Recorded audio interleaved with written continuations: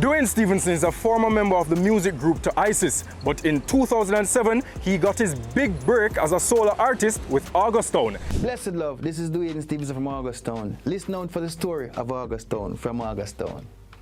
Though I never lived like you wanted, I'm still mindful of what you taught me. What was the inspiration behind that song? How did it come about?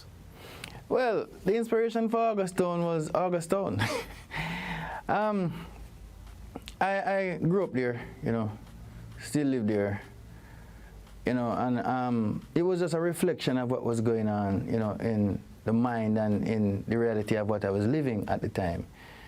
You know what I mean? So when things affect you in that manner, you know, you can't help but to get it out in the art, you know.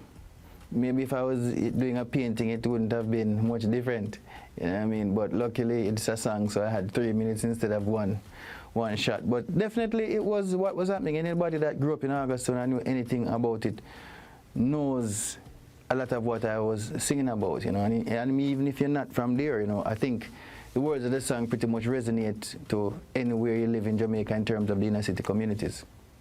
I've got the scars to show. I daily made it along life's road. Where was the song recorded? Yeah. Who was the producer? What was the vibe like inside the studio while working on the track? Well, the song was produced by Dean Fraser. At the time, a lot of the works that we were doing was at Anchor Recording Studio. You know, I was working simultaneously with an album with Taurus Rider called Parables, and we were also doing co-writing and helping with the ideas for an album for Luciano called Navigator.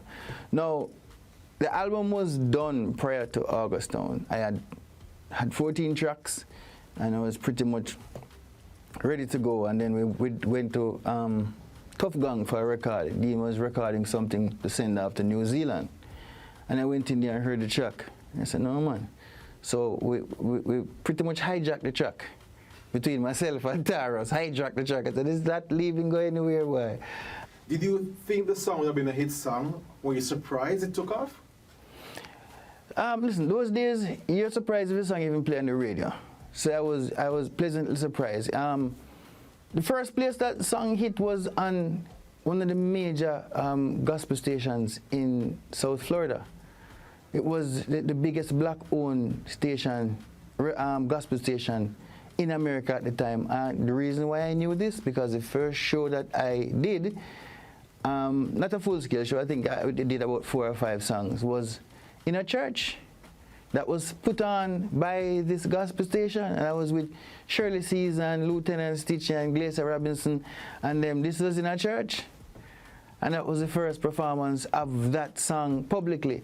So the song hit from there, and then it filtered into all the diaspora eras, you know. So at one point, when no one knew anything about me, I had the #1 song in half the Caribbean islands, you know, St. Lucia, St. Vincent. I think it got to #3 in Trinidad.